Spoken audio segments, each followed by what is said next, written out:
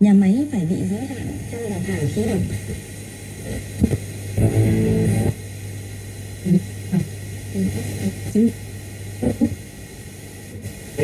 Quyền hạn hội đồng nhân dân cấp xã. Hành xã được, có được tính không chị?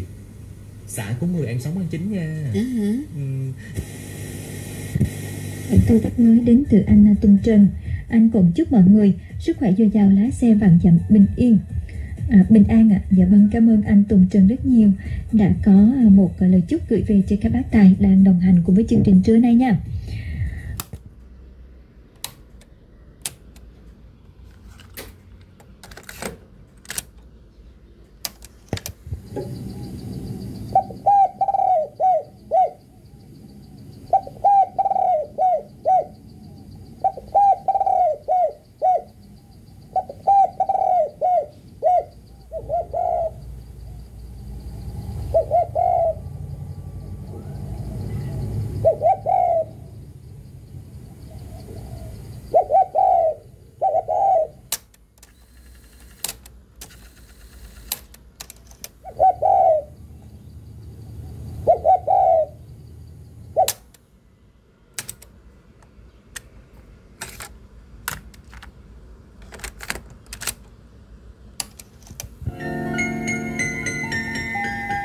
Thank you.